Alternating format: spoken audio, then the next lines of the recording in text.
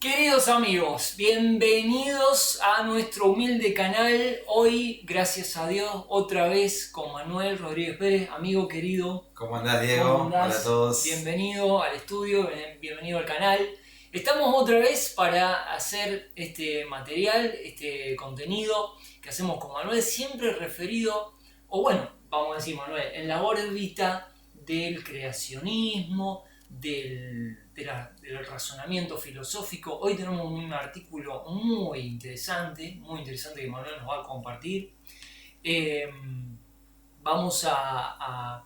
No estamos muy acostumbrados, Manuel, nosotros a filosofar, ¿no? Es una cosa que por lo general yo he escuchado que los pensadores, los grandes pensadores no occidentales, echan en falta el hecho de que la cultura occidental se haya alienado a tal punto que ha perdido la costumbre de meditar, de razonar y, no estamos descubriendo nada importante, nada oculto. La gente vive alienada, vive sistematizada, vive completamente automatizada dentro de lo que es la rutina cotidiana. Recién estábamos hablando fuera de micrófono de lo que es las grandes urbes, cómo contribuyen para el deterioro y la destrucción de una cultura. Que no dejan tiempo para pensar. El tiempo para pensar no existe. No existe tiempo para pensar. Y sin embargo, más allá de que nosotros entendemos de que es necesario porque del otro lado del planeta, el mundo oriental nos dice: ustedes los occidentales no tienen tiempo para vivir. Viven para trabajar en vez de trabajar para vivir. Es un hecho, nosotros, ¿no es cierto? Pero más allá de esa realidad, que hoy por hoy la descomposición de la sociedad occidental está a tal punto deshecha que ya no nos cuesta, como occidentales, reconocer esas críticas, no nos cuesta. La palabra de Dios, la Biblia, la Escritura, abunda, especialmente en los libros del Antiguo Testamento, los sapienciales, ¿no? Toda la literatura poética, sí. Abunda en el mensaje de que el hombre tiene que dedicar tiempo a pensar, a meditar, sus caminos, sus proyectos. Ojo que también hay un problema con eso, porque la palabra meditar hoy en día para nosotros, justamente los occidentales y sobre todo para los evangélicos, la palabra meditar es pará. Es hacer yoga. Claro, es negativo, claro. Pero Dios nos manda a meditar. Sí. Lo que no sabemos es cómo hacerlo. Claro, porque meditar tiene unas connotaciones que no son orientales, sino que los occidentales han redefinido. Exactamente. ¿No? Tiene el yoga occidental, la meditación trascendental occidental, bueno, todo el combo occidental que te redefine lo que es meditar, filosofar, ¿no? Bueno, que es pensar, ¿no? Es pensar justamente, por ejemplo, si lo llevamos a algo práctico en la Biblia, es tomarse el tiempo para charlar y pensar en lo que estás leyendo. Que lamentablemente no lo hacemos. El devocional es el capítulo, el leer, y a las 2 horas ya no te acordás ni qué leíste. No, el contenido es tan playito que no alcanza a tocar realmente la parte del fuero interno del corazón, la vida, donde no hay vida. Realmente por el hombre occidental en su corazón no tiene vida. Tiene un conjunto de actividades en la cual discurre toda su vida y punto, y nada más. Bueno, nosotros hoy vamos a pensar. Y lo vamos a hacer pensar. Vamos a ver el tema de la filosofía, las preguntas existenciales más difíciles. Recién estábamos viendo acá al doctor Bodhi Baucham Jr., un experto verdaderamente, ¿no? un hombre con varios títulos, doctorados, bueno, un hombre sin embargo, un pastor africano. Sí. Una cosa maravillosa. Sí, La verdad que capacidad que veo que tiene, sin haber visto todavía el contenido del artículo. Sí, Bueno. está buenísimo esto. Repitiendo el título, vamos a charlar, Diego, sobre las preguntas existenciales más difíciles. Por lo general yo pensaba cuando estudiaba este artículo que llegamos a cierta edad donde no le hacemos más estas preguntas. Y todos los que han sido papás, han tenido chicos chiquitos o tienen todavía, se van a encontrar que los chicos hacen esas preguntas existenciales. Decís, papá, ¿por qué estamos acá? ¿Y a dónde vamos? ¿Y de dónde venimos? Y yo tiene 8 años, pero yo hace 10 años, ¿dónde estaba? Todas esas preguntas que nosotros ya las olvidamos, no las sentimos, no nos interesan, vivimos solamente para trabajar, para ganar dinero y no pensamos nada. Son esas preguntas lo que nos definen justamente nuestra cosmovisión del mundo, de cómo vivimos, cómo interactuamos con los demás. Y creo que lo que tendremos que hacer en este video, en este estudio, y todos los que estén escuchando esto, es tener un poquito de esa mirada de niño, de retroceder en el tiempo y decir, bueno, vamos a pensar en eso. ¿Por qué estoy acá? ¿Para qué estoy? ¿A dónde voy? ¿De dónde vengo? ¿Quién soy? Son preguntas que lamentablemente la gente no se hace. Y si se las hiciera, se encontraría con que muchas veces la respuesta que tiene está totalmente distorsionada, no es real. Y eso es lo que vamos a ver a través de este artículo. Vamos a arrancar con esto. Cualquiera que ha conversado con un cristiano evolucionista, que sabemos que los hay, Sí. que no nos agradan, pero los hay, sabe cuán frustrante puede llegar a ser tratar de convencer a dicho hermano o hermana que su posición tiene tremendos problemas. Que ya lo estuvimos viendo, no digo, en los otros videos que vienen siguiendo el tema, vimos que no puede ser evolucionista y ser cristiano al mismo tiempo. Es un problema cognitivo, podríamos decir. No tiene cabida en la mente. Hay una contradicción. Sí, hay una contradicción. Hay una contradicción. Por razones similares puede ser tan difícil convencer a un no cristiano acerca de esto, ¿no? Un número de cristianos junto con sus homólogos que no creen parecen más que felices de vivir con esta es la palabra, me encanta, disonancia cognitiva. Es decir, creen en una cosa y al mismo tiempo creen otra que opuestas. Los cristianos pueden con mucha felicidad adorar a Dios, el Creador, los domingos, y entonces inclinarse en el altar del Dios del azar el resto de la semana. Entiéndase el Dios del azar como el Dios de la evolución, como exacto, la evolución, ¿no? Exacto, sí. Mientras tanto, justifican esta disonancia cognitiva, la justifican su posición apelando al supuesto árbitro de toda verdad.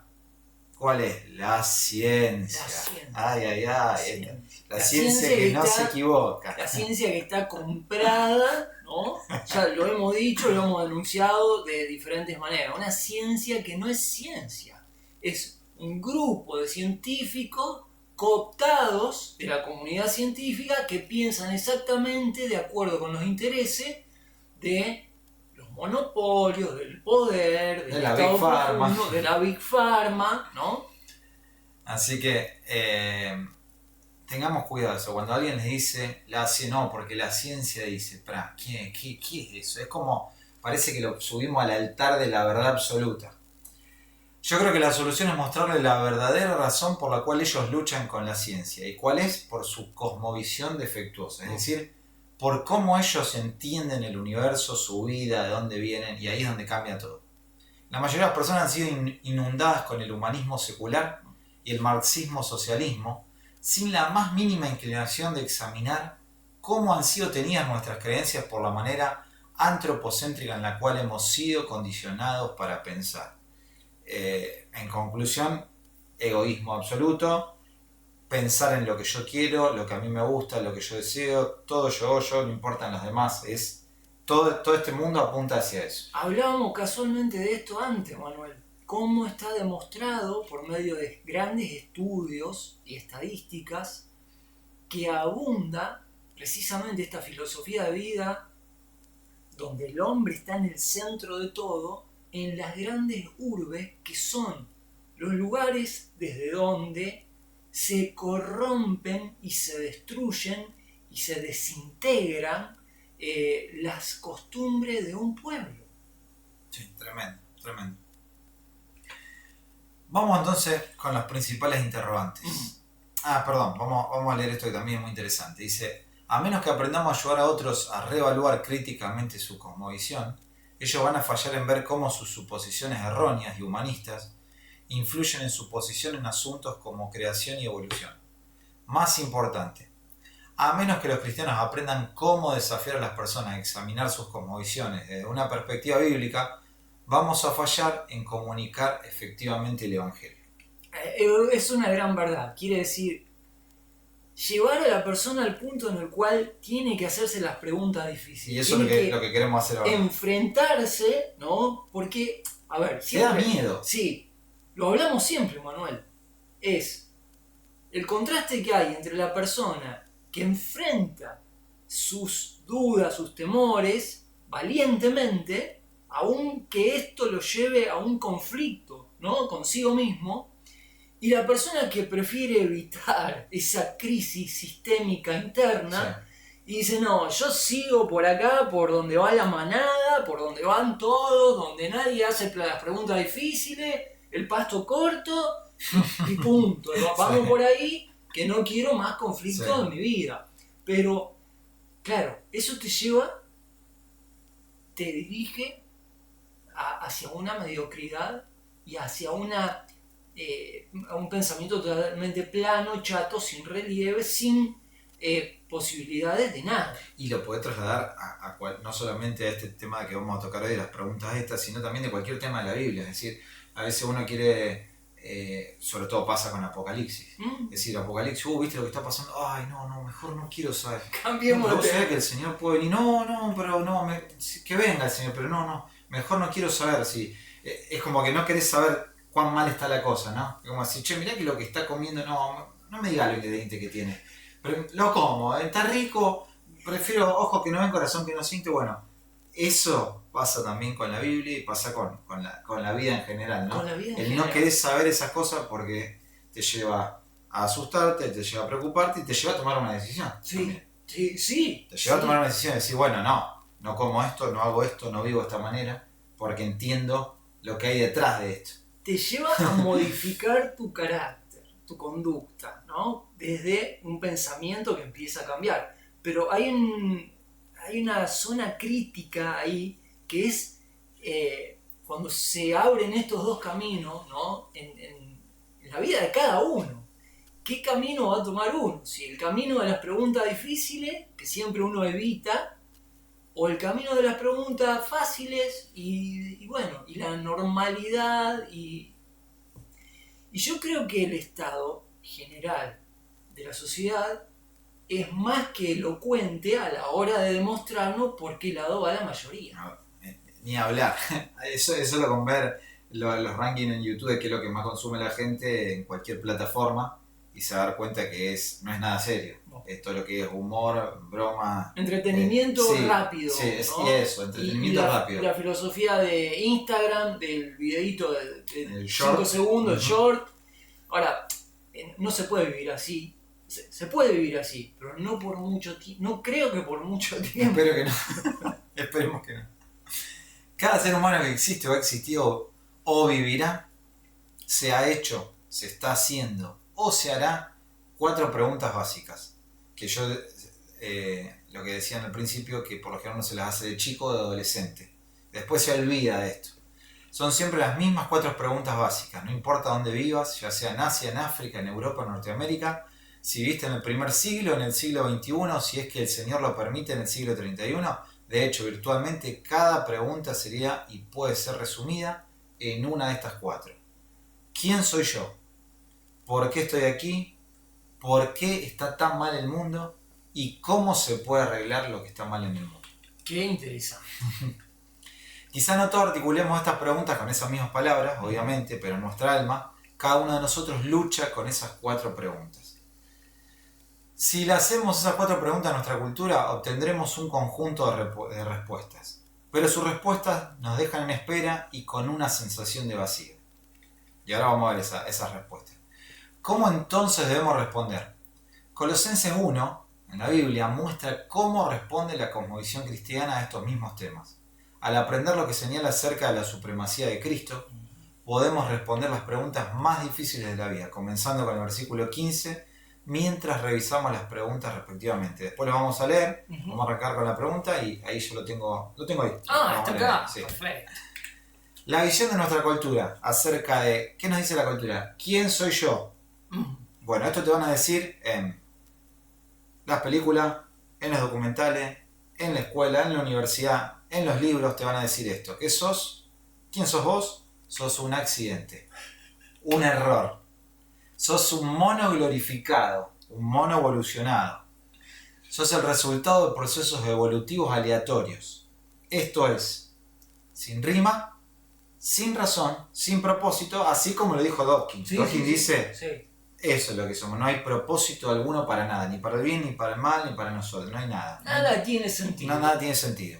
En última instancia no eres nada. Claro. Esta es la patética realidad cuando la evolución sigue su curso ideológico, llevando la idea a su conclusión lógica. El hombre no tiene más valor que un ratón del campo. Y si el ratón del campo es una especie en peligro de extinción, que pasa a compartir la propiedad del hombre, adivina quién tiene que moverse. ¿Quién va a desaparecer, no? Es la tendencia ideológica del momento, ¿no? Ahora se impone esta filosofía del animalismo, ¿no? De proteger, de subir al altar de la humanidad a los animales, que yo los quiero muchísimo a los animales, pero la Biblia dice que Dios hizo al hombre a su imagen y semejanza. Los animales tienen un lugar en la creación e incluso en la eternidad. Sí. No cabe ninguna duda de eso, podríamos entrar en teología, pero es el hombre el que tiene que hacerse cargo de administrar las cosas. No puede el hombre entrar en la deriva de una religión centrada en la creación. Incluyéndose dentro del grupo animal. Vamos a la visión bíblica. ¿Qué nos dice Colosenses 1:15 al 18? Habla acerca de Jesús. Tremendo. ¿Por qué va a hablar acerca de Jesús? Porque vamos a ver que viendo a Jesús nos vamos a ver a nosotros.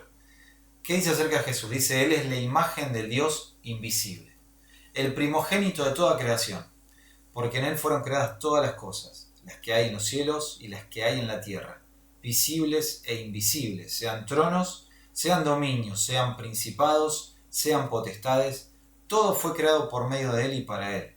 Y Él es antes de todas las cosas, y todas las cosas en Él subsisten. Y Él es la cabeza del cuerpo que es la iglesia, el que es el principio, el primogénito de entre los muertos, para que en todo tenga la preeminencia. Tremendo el pasaje. Yo quiero, Diego, que nos conté un poco, vos que la tenés bien clara con esto. Mirá, fíjate, el pasaje dice, Él es antes de todas las cosas y todas las cosas en Él subsisten. Es tremendo. Y bueno, es un pasaje primero clásico de cristología. Quiere decir, estos son los pasajes del Nuevo Testamento que nos dio Dios, el Espíritu Santo, a través del apóstol Pablo, para cimentar al creyente en cuanto a su posición en relación a aquel que creó todas las cosas, aquel que es antes de la creación y aquel por medio del cual, dice Pablo, todas las cosas existen y subsisten. Dice más dentro del pasaje, dice que es por medio del poder de Él que todas las cosas están activas y existen. Es Él el que sustenta al universo. Lo mantiene en vida, en orden. En armonía, ahí donde hay una cohesión, ¿no? Donde hay una armonía. Bueno, Sí, como cuando decimos, si se corre un poquito el sol para acá, se corre un poquito para allá. Se termina todo. Claro. Incluso tenemos que reconocer que Dios mantiene con vida, mantiene las moléculas de cada ser, de aquellos seres que lo odian, que se levantan contra las cuestiones más lógicas y evidentes. Sí, como dice el pasaje, hace llover sobre justos e injustos. Exactamente. A Dios no le importa. Su gracia, su amor, llega a tal punto en el que no solamente crea todas las cosas, sino mantiene con vida a todo, incluso a aquellos que se oponen a reconocer que todo esto que nos rodea tiene que tener El sentido común te lo va a decir. El sentido común es el mejor sentido de la orientación que Dios le dio al ser humano. Ahora, cuando el hombre ya va en contra del sentido común más elemental, igual Dios no cambia, Dios es fiel, Dios sigue manteniéndote con vida. Sí, sí, sí. Hay preguntas difíciles, hay gente que muere joven, son preguntas que yo no esquivo, ¿no? Que si hay que entrar en eso, también podríamos entrar en esa lógica de decir, ¿por qué Dios tenía que tomar cuerpo, carne, y morir por los injustos? Si vamos a empezar a analizar las injusticias, ¿no? del universo. Ahora usted puede estar perplejo en cuanto a cómo puede este texto ser una respuesta a la pregunta ¿quién soy yo? La respuesta es que usted no puede averiguar quién es usted hasta que primero descubra quién es Jesús. Jesús es la imagen del Dios invisible, el Dios con nosotros, Dios entre nosotros, el Todopoderoso. Dice la Biblia, porque en Él todas las cosas fueron creadas, es el creador de todas las cosas. ¿Qué cosas creó Jesús?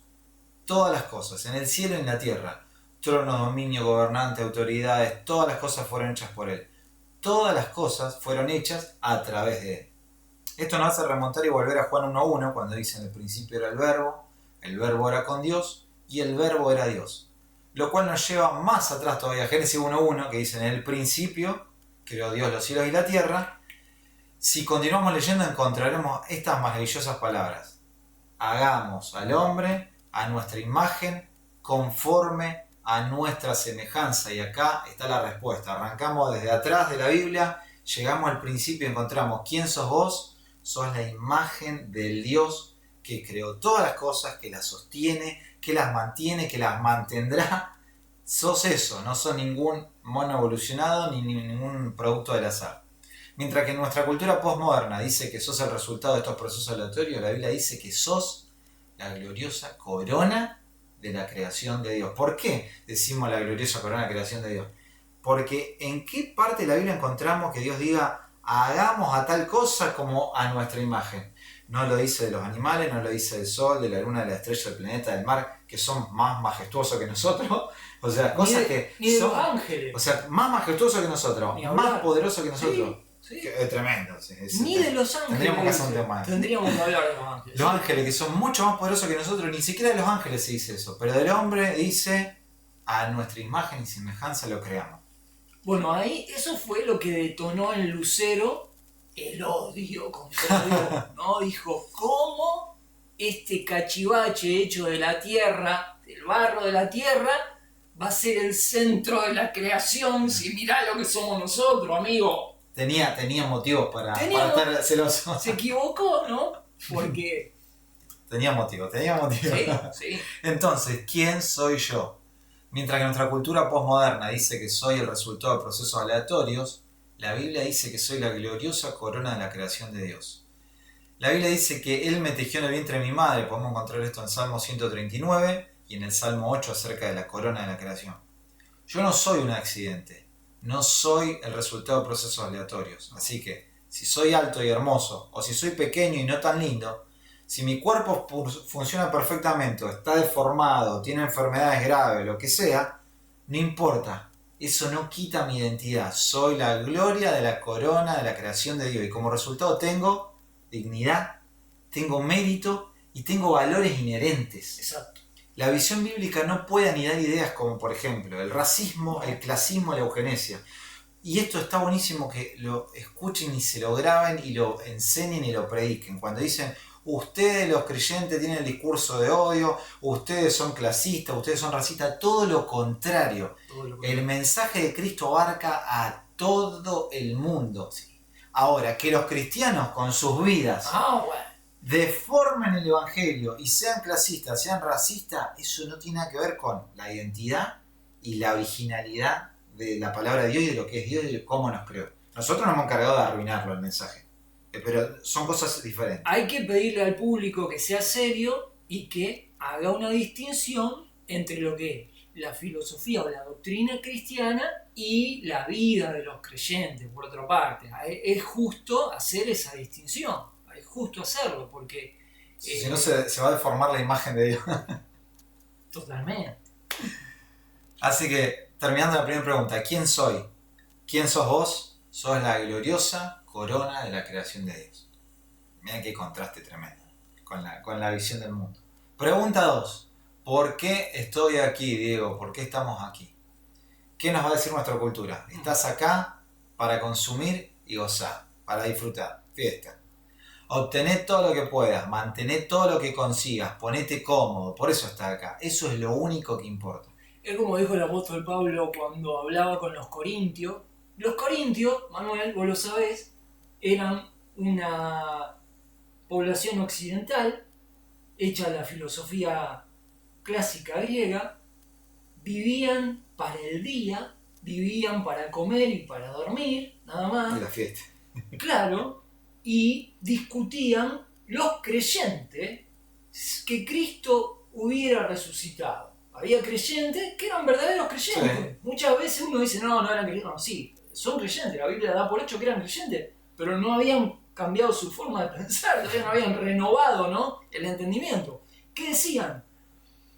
Que Cristo no había resucitado. Y Pablo le dice, si Cristo no resucitó, comamos y bebamos, porque mañana seremos muertos. Claro, disfrutemos lo que tenemos ahora. Entonces, no. Ese grupito me hace acordar, a ese grupito podemos hacer Es muy actual. Podemos hacer un paralelismo con los cristianos evolucionistas. Pero claro, porque están, ¿Son cristianos? Sí, son creyentes, sí. son Pero creyentes, evolucionistas. pero están imbuidos de una filosofía materialista, ¿no? El clásico hedonismo que viene también de la filosofía de la época. Sí, y que sigue, como decías, que sigue vigente. Sí, No perdió fuerza, al contrario. El vivir por el vivir, Va aumentando. el placer por el placer, o sea, esto es lo que contrarresta tanto, bueno, estas cosas, estos antagonismos ideológicos, ¿no? Que están incluso dentro de la iglesia. Dentro de la iglesia, exactamente, sí. Incluso miramos a los niños como una plaga y como una carga. Por eso hay bueno, ni hablar en Europa, por ejemplo, las tasas de natalidad se han ido por el piso. Europa se muere. Sí. Hay pueblos en España, te voy a decir, que no tienen población joven. No. Han quedado sin población joven. ¿Por qué? Porque los niños interrumpen el camino de nuestro consumo y nuestro disfrute. Cuestan demasiado. Ese es el fruto del posmodernismo y del humanismo secular. Totalmente contrario a lo que Dios quiere. Cuando juntás el consumo y el placer, obtenés resultados terribles. Si no tengo ni ton ni son o razón para mi existencia, si no soy más que el resultado del proceso evolutivo al azar y existo solo para consumir y disfrutar, las únicas cosas que importan soy si soy más poderoso que vos, o si es que tengo algo que vos tenés, yo lo quisiera tener y poder disfrutarlo. Si es así, entonces está bien para mí tomar de ti lo que deseo para mi propia satisfacción. Y ahí es donde entra la competencia, las guerras, las luchas y todo lo demás, ¿no? Esa es la mentalidad general en nuestra cultura, tanto dentro como fuera de la iglesia, como decíamos, que resulta en un materialismo inextinguible. Incluso miramos a los niños como una plaga y como una carga. Y esto es lo que decíamos antes, ¿no? Porque interrumpen la vida de las personas, ¿no? Esa visión tan egoísta que... Sí, pero después vos fijate, Manuel, que todos tenemos amigos o conocidos en nuestra generación que ya están pisando los 50 o los 45, qué sé yo. Todavía ya es tarde para formar una familia y ya están deprimidos, Se les pasó el tiempo. yendo al psicólogo, viendo cómo pueden ensamblar su vida con una pareja, aunque tenga hijos. Ya se dan cuenta de que ya se les pasó la vida y ahora empiezan a pensar lo difícil que va a ser vivir de acá para adelante sin estar integrado a una familia, porque naturalmente su propia familia ya se va muriendo, sus padres, claro, ¿no? Y van quedando solos. ¿Y qué fue lo que dejó? ¿Qué te deja en tu vida, ¿no? Esta filosofía de vivir el yo por el sí, yo. Además que, a ver, esta filosofía es una utopía, porque ¿cuándo puedes tener lo que querés? ¿Cuántas personas son las que tienen lo que quieren? Es mentira. ¿Cuánto es el porcentaje que puede hacer lo que quiere, que se puede comprar lo que quiere? ¿Cuánto? Casi nadie. O sea, ni siquiera es práctica. O sea, está tratando de que uno la viva así, esta filosofía. Te engaña como para que vos, pero como decís, tarde o temprano te encontrás con la realidad que no tenés nada. No tenés nada. Bueno, ¿cómo responde la pregunta de la Biblia de para qué estamos acá? La isla responde a la pregunta de por qué estoy aquí muy diferente de cómo responde nuestra cultura. De nuevo nos volvemos a la supremacía de Cristo. Todo fue creado por medio de Él y para Él. El propósito último de todas las cosas es traer a Cristo gloria y honor y que Él debe tener la supremacía en todas las cosas. Y yo le agrego algo más también. Y no solamente eso, sino que por a veces nosotros nos quedamos con esta idea solamente de que ¿para qué fuimos creados? Para la gloria de Dios. Sí, pero Dios nos creó para compartir su reino con nosotros. Exacto. Para ser coherederos con Cristo, para ser reyes y sacerdotes, representantes. O sea, hay toda una vida eterna, presente y futura que Dios quiere vivir con nosotros. Que no es solamente, porque a veces nosotros nos quedamos con la idea, bueno, ¿y yo qué voy a hacer en la eternidad? Y no sé, estaremos cantando salmo todo el día, arriba de un par de nubes con unos ángeles abrazados, gloria, aleluya. Y no, lo que cree en la Biblia es bastante diferente, ¿no? Es toda una sociedad mucho más compleja. Muy compleja, ¿no? Y hermosa. True. O sea, con un futuro pero glorioso. Entonces no tiene nada que ver con solamente quedarse con uno de estos, bueno, ¿para qué me quiero ir? Para que me vaya al cielo y le cante canciones. No. Y flote en una nube. Eso es el 1% de lo que va a ser nuestra vida. Claro.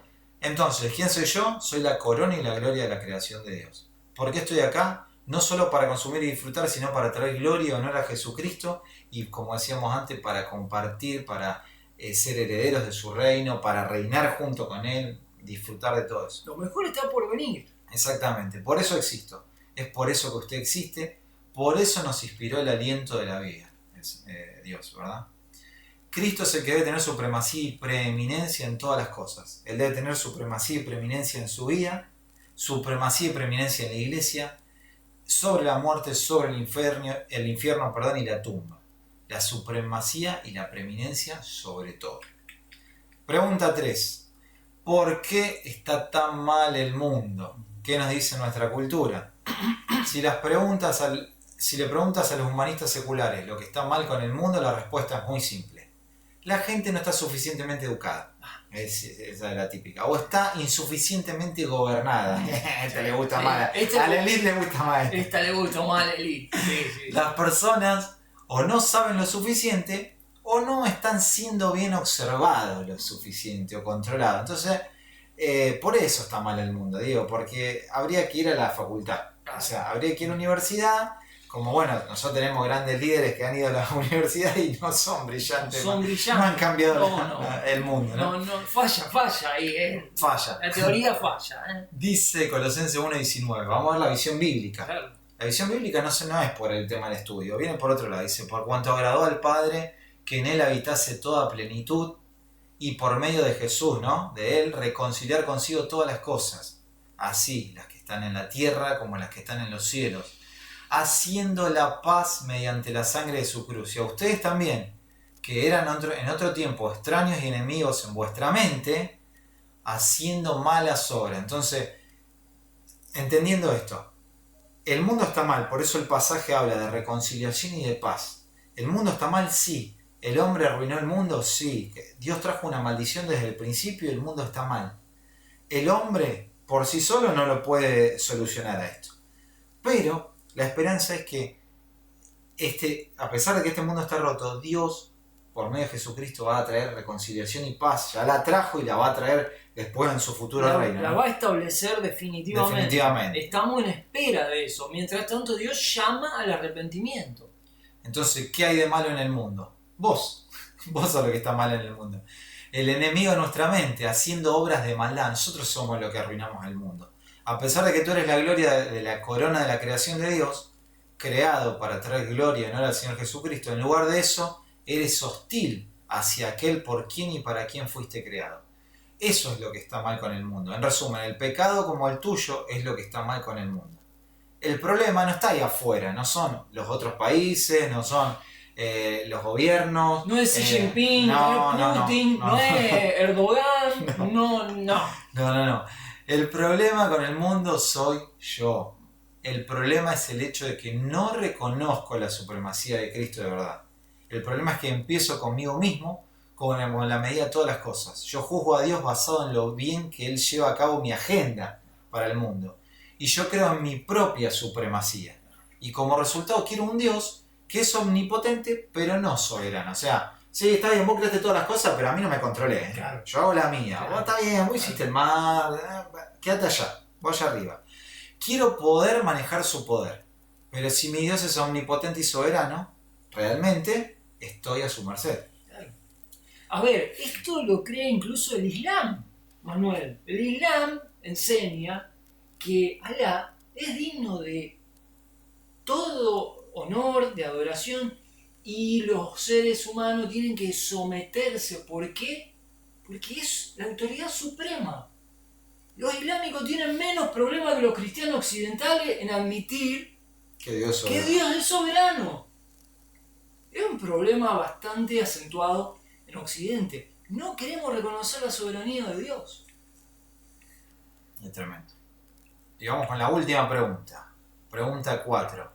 ¿Quién puede arreglar lo que está mal en el mundo?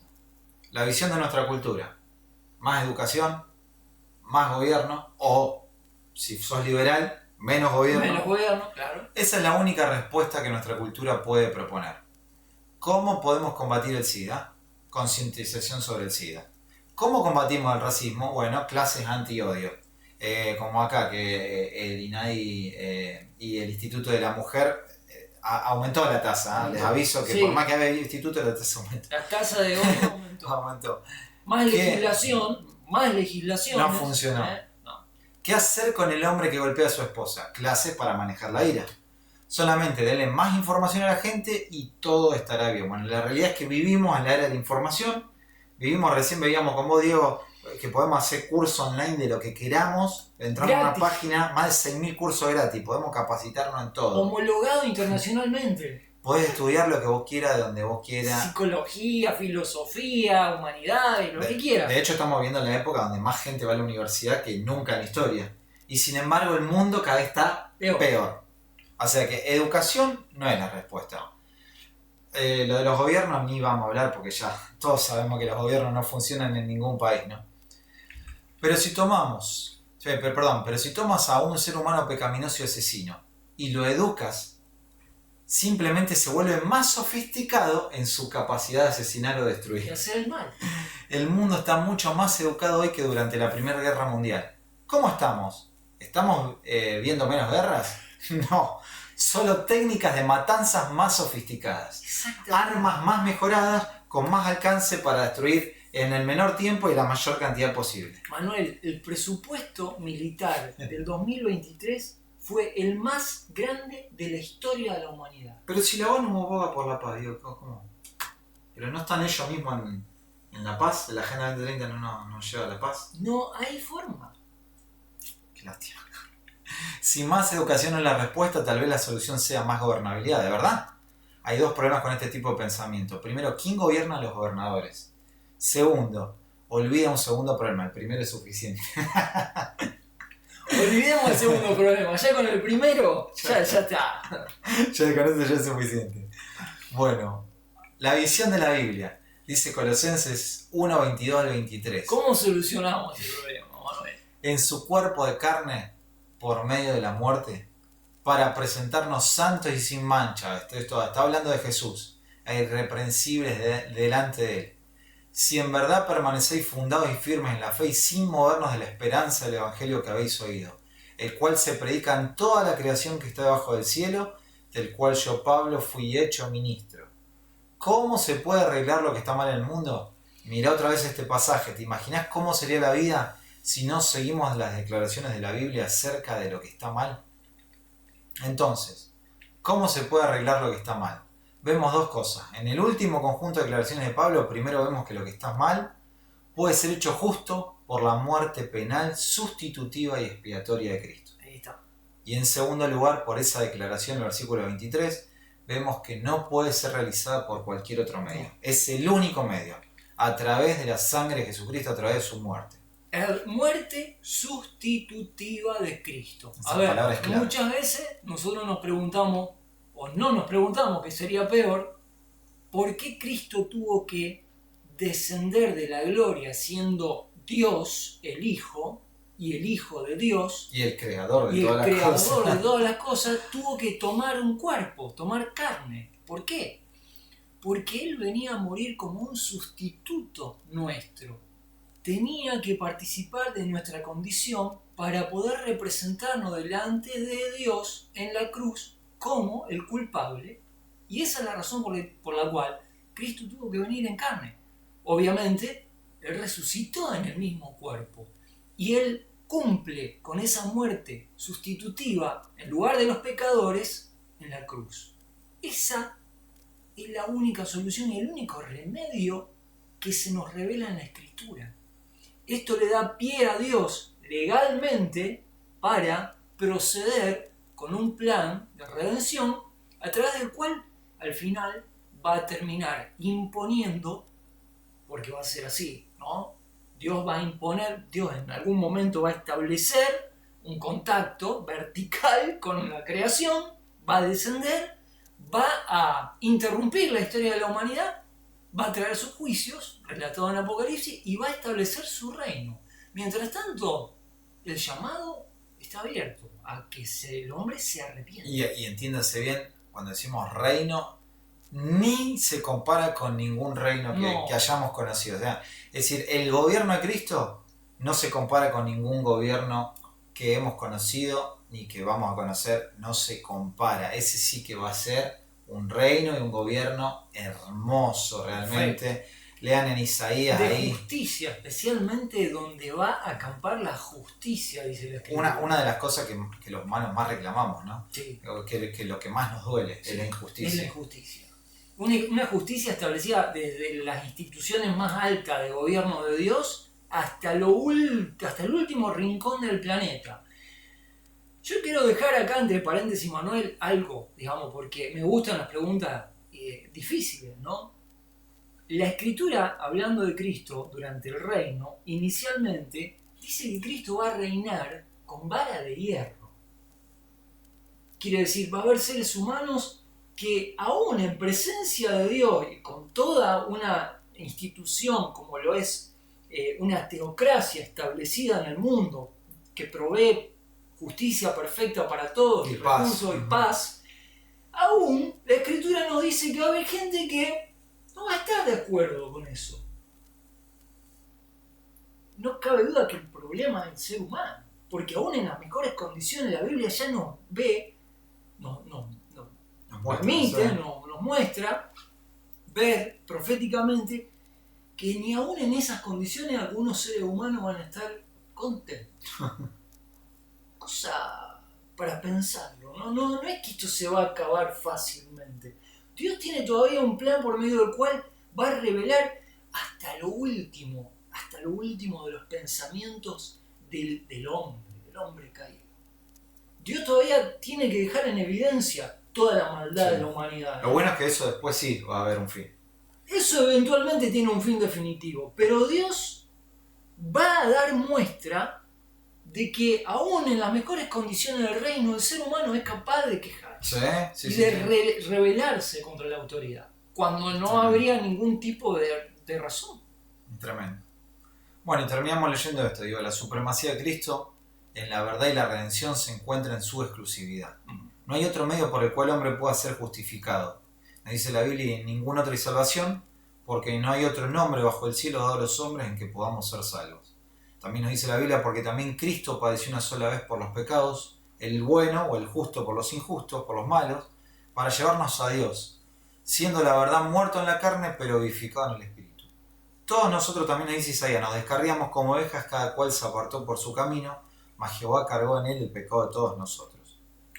¿Cómo se puede entonces arreglar lo que está mal en el mundo? La Biblia dice, al que no conoció pecado, por nosotros lo hizo pecado, para que nosotros fuésemos hechos justicia de Dios en él.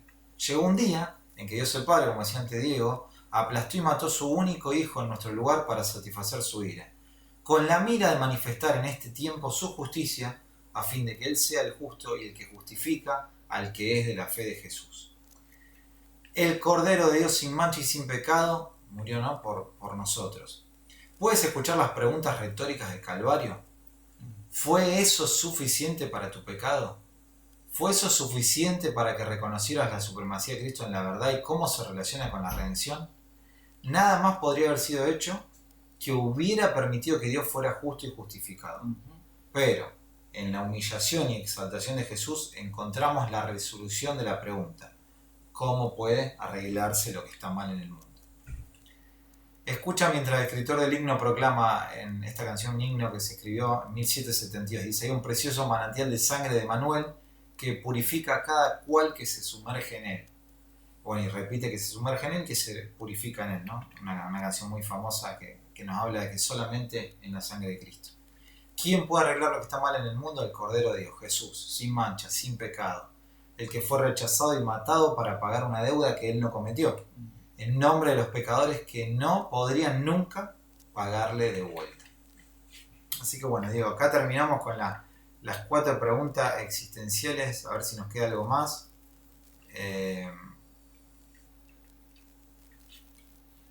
Qué lindo artículo, Manuel. Qué preguntas difíciles. ¿Quién soy? ¿De dónde vengo? ¿Para qué estoy? ¿Cómo se arregla? ¿Cómo se arregla esto? No, es... Bueno, esto nos devuelve una vez más a la esperanza en un Dios todopoderoso sin la intervención del cual esto no tiene solución. Ni el hombre, ni la situación, ni nada. Quiera o no quiera, el que rechaza esto está perdido. No hay otra explicación, no hay otra solución. O sea, sí las hay, pero no dan la talla de semejante problemática filosófica que enfrenta el ser humano. No, yo para terminar me quedo pensando en esto. No solamente como si uno tiene una cosmovisión cristiana y cree en esto, que tenés esperanza futura, que es algo que no tiene precio, sino que el hecho de saber que no sos el producto del azar, que no tenés esta cosmovisión evolutiva en la cabeza, te hace ver las cosas tan diferentes, te hace sentir tan diferente, que lo cambia todo. Y para terminar, leí un artículo también que escribía, ¿cómo se llama este hombre? Un científico, un astrónomo muy famoso, que se me fue el nombre ahora, que trabaja con Ken Han, Jason Leslie ese. Y él que decía, él hizo una estadística a un montón de colegas científicos, no cristianos, perdón, y les dijo, bueno, habló con diferentes científicos de diferentes áreas, habló con meteorólogos, con que tienen biólogos, con geólogos, en diferentes áreas, y le dijo, decime una cosa, la evolución te ha ayudado a vos, o sea, creer en la evolución, tener esta cosmovisión evolutiva de cómo originó todo, te ha capacitado, ayudado, dado más herramientas en tu área, es decir, tener esa creencia ha mejorado en tu área, ya seas como doctor, seas como genetista, como biólogo, lo que sea. Y la respuesta unánime de todo el grupo encuestado fue nada. No me dio nada. No aportó significativamente nada para mejorar la tecnología, para mejorar la medicina, para nada. De todo lo contrario, han tenido que pedir prestado conceptos cristianos para poder mejorar la tecnología, la medicina, toda área que dentro del campo, ¿no?, de la investigación ha sido mejorada tomando prestado, porque ellos no creen, prestado estos principios y conocimientos cristianos, porque del otro lado no sirve ni aporta nada. Yo no tengo más nada para decirte, digo. Si me Manuel, echar, me no, está todo dicho. Gracias, amigo. Hermoso artículo que nos ayude a pensar, que les ayude a pensar a los amigos que nos ven, porque pensar forma parte de nuestra vida. Yo sé que está excluido el pensamiento de la forma de vida occidental, pero es lo esencial, Amigo, gracias. Nos estaremos viendo pronto, el sábado que viene o el otro. Esperemos que sí. Esperemos que sí. Que no sean millones de años. Amigos queridos, nos vemos la próxima. Un abrazo, un cariño fuerte a cada uno de ustedes.